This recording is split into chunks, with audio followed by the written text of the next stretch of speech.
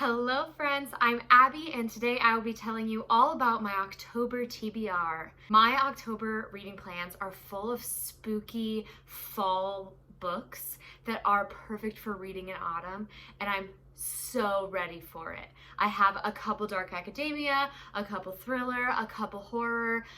I'm just living my best life. I'm not going to tell you everything I'm planning on reading because I always end up changing my mind or switching some stuff around, so I'm only going to tell you a few of my extensive reading plans for October.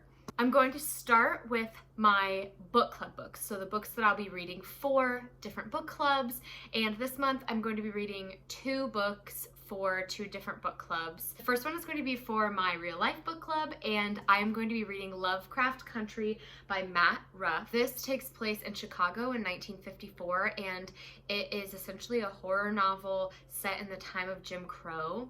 This man's father is missing and he decides to go find him, and the synopsis says that he finds his father in chains and he's kind of facing racism in white America as well as some malevolent spirits. So it sounds very terrifying and very relevant to today. It looks absolutely stunning. It has this very old timey look to it. It looks like a book that came out of 1954. It looks old and worn, but this is all printed on, so it's really a beautiful cover. It draws me in immediately. It says America's Demons Exposed, and I just think that that is probably the best description of this book that I can give you. The next book I don't have with me, but it is for the late night book club, and I'll be reading The Secret History by Donna Tartt. This is a book that came out in the 90s and has kind of been hailed as this modern classic,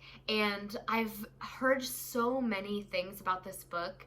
It's very dark academia. I hear it has some Greek tragedy going on in it, and it's really full of morally gray characters that are making horrible decisions and are kind of just owning it. I think there might be a murder involved. I'm not even 100% sure what's going on. It's a real chunker. It's 500 something pages, but it's been on my radar for a while, and when they picked it for the late night book club, I decided I had to check it out and finally get to reading it. Very excited.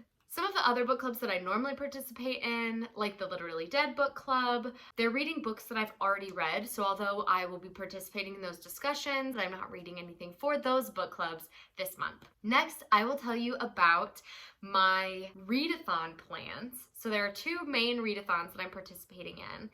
The first one I'll tell you about is the Hocus Pocus readathon. I'm so excited. I'm obsessed with Hocus Pocus. I watch it every year. It's just such a classic around October and Halloween time. It's so wonderful and perfect, and just the quintessential Disney Halloween movie. And so the team I chose for the Hocus Pocus readathon is the Sanderson Sisters. Are we surprised? No. I'm living my best life. The group book for the Sanderson Sisters is Mooncakes, and this is a graphic novel. I've heard that it has a sapphic romance in it, or at least a LGBTQIA+ romance represented in it. It's about a witch, I think, and a werewolf who bake. I don't really know anything else. I don't want to know anything else. I'm obsessed with it already. And it's the group book, so I get 15 points for reading it as part of the Sanderson Sisters team. The next prompt is Sarah, read a book that features sisters. For that prompt, I'm going to be reading The House of Salt and Sorrows by Erin A. Craig. I have heard great things about this. It's kind of a young adult horror, fantasy, thriller, mystery. It kind of is an amalgamation of a bunch of different genres. I have heard great things, and it's a standalone, which I don't read a whole lot of standalone fantasy, but I wish I read more. This is a 12 princesses, is that what it's called? 12 dancing princesses?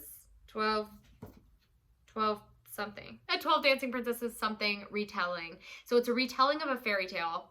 Love that. And I really don't know anything about this except that it takes place at sea or near the sea, and there were 12 sisters, 12 princesses, and 7 have died, I believe, or have gone missing. There's no longer 12. That's what I know. And so it's kind of this exploration into what is happening to the sisters, and I guess things get really dark. I've heard it's scary. I've seen some of my favorite booktubers reading it and saying that like they couldn't read it while they were home alone. I'm ready. I love it, and it features sisters, obviously. So I thought it would be perfect for this October and for this prompt. The next prompt is Winifred, read a book about powerful witches. And for this, I will be reading the book The Year of the Witching.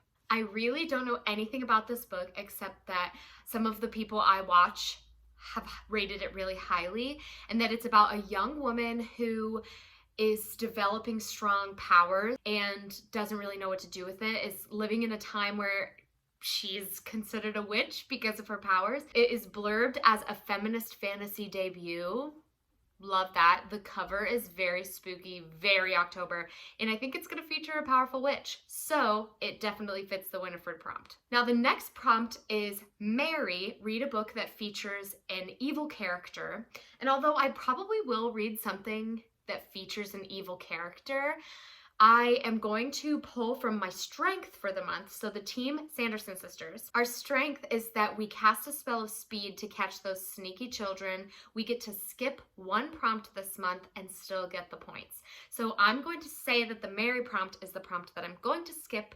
And if I do read something with an evil character, that's fine, but I'm gonna get the points either way. Now the weakness, since I have a strength and a weakness, the weakness is people know the history of the Sanderson sisters. You must go into hiding for 24 hours. So for 24 hours, I'm not allowed to read anything. This actually works perfectly because I have a wedding that I am a bridesmaid in this month. And so there will definitely be at least one day where I will be fully invested in something else and I will not be reading. And so it will play perfectly into this prompt. Obviously, the Sanderson Sisters team was written for me. It was planned out to fit my life perfectly and my reading plans perfectly. Okay, the other readathon that I'm participating in is called Sbooktober, but it's with a B, so it's like Sbooktober. I am obsessed with this readathon. I had never heard of it, but I saw it on Hardback Hoarder's YouTube channel. She kind of like featured it as the readathon that she's participating in, and I'm obsessed. It's basically a readathon where there are 4 different categories, and then there are 4 different prompts inside of those categories. And essentially what you're doing is creating a Halloween party, and you get to pick the prompt that fits whatever you want to be added to your Halloween party. So I'm just going to tell you what it is and you'll understand as I go. So the first prompt is costume. So I could choose from couples costume, silly costume, besties costume, and I decided to go with fantasy costume. Everyone's gonna be dressed like warlocks and witches and werewolves and vampires at my Halloween party. And so the prompt for fantasy costume was to read a fantasy. And so I am going to choose The Diviners by Libba Bray. This was in last month's TBR and I didn't get to it, but this is a book about Evie O'Neill in 1926, and she goes to live with her uncle. Her uncle's obsessed with the occult, but she's keeping a secret from him because she has supernatural powers that she hasn't been sharing with anybody. You find out that there is a serial killer that's going around New York in this time, and she thinks that she can use her powers to find the serial killer and save some people's lives. There's a whole cast of powerful children in this, and it's definitely a very highly rated fantasy series that I've never read. I have read other things by Libba Bray, loved her other works, but I'm ready to dive into The Diviners, especially because it's set in the 1920s. I'm ready to read it in 2020. It's gonna give me all the fall vibes that I'm looking for, I think. Next step at the party, refreshments. I'm choosing to serve devil's food cake. Yes, I am. I love cake. I love sweets. Of course I'm gonna serve devil's food cake. So the prompt for devil's food cake is read a book with a black cover. And so I'm gonna choose In a Dark, Dark Wood. I know that this whole cover isn't black, but it's black and white, and it is black on the spine, it's black on the whole back. So I'm going with it. But if you're not gonna count this, if you're telling me this isn't all black, I'm also reading I'll Be Gone in the Dark by Michelle McNamara, and that is fully black cover, like black top to bottom, very spooky. I'll Be Gone in the Dark is a book about the Golden State Killer, and it's kind of a true crime collection of stories, and it's the book that led to the discovery of some new information that took down the Golden State Killer. We stan. But In a Dark, Dark Wood, I am very excited to get into. It's going to be my first Ruth Ware novel. I might get to some of her other ones this month, but this is the only one I own, so I definitely want to get to this first. It's one of her older books as well, so I figure I will start with the backlist and read the newer ones later, because I hear that she gets better. Her more recent books are better than her older books. And I don't know what In a Dark, Dark Wood is about, because it has no synopsis. But I've heard that it's kind of a like bachelorette party in the woods vibe, and stuff is going wrong in the woods. I'm going to a bachelorette party this month because I'm in the wedding, and I think that this is going to be the perfect book to read either leading up to that or when I'm done with that, because I am going to be experiencing maybe some of the same spooky vibes that they're experiencing in A Dark, Dark Wood. Next up is the dance floor.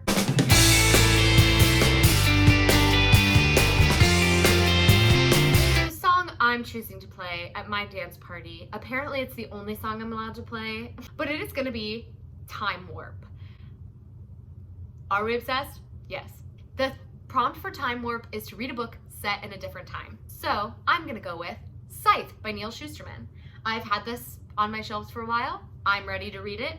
It is a young adult dystopian fantasy, and so it's set in a different time period because it's set in like a very futuristic time where there's no more war or disease or death that is natural death. And so these two characters are training to be scythe apprentices, but they do not want to become a scythe, because a scythe is somebody who goes out and kills people to keep the population down since people aren't dying.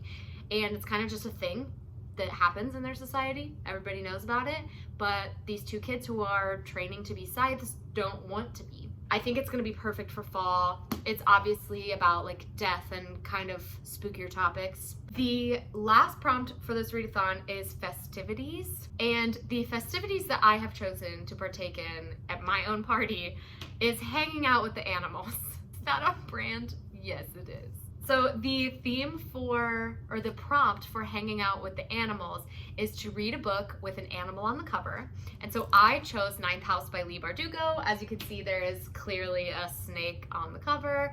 And this is a dark academia novel where I think it's set at Yale, and there are some secret societies. I haven't read too much into what this book is about because I like to go in pretty blind, but I did, as you know, read Six of Crows by Leigh Bardugo, obsessed, one of my new favorite books. And so I'm excited to get into this adult fantasy. I've heard it has some pretty severe trigger warnings, so I might look those up before I read the book. But otherwise, I'm planning on going in pretty blind because I've heard it's weird and dark and twisted, but really, really good. So I'm ready for it. I've been saving it on my TBR for October, so now is the time. As I mentioned, there are probably other books that I'll get to this month. Some other ones on my radar are The Cabin at the End of the World. I'm thinking of ending things. I have so many ideas. I literally can't tell you all of them. And I might change my mind and read different things. But the ones I showed you today are the ones that I will hopefully be placing like at the top of my list. That is going to be all for me. Thank you all for watching. Please like, comment, subscribe, share this video with anyone you think would enjoy it. Comment down below what you're reading this October, and if you have any wonderful fall spooky reads for me. Tell me if you're participating in any of the readathons that I'm participating in, and I will see you all next time.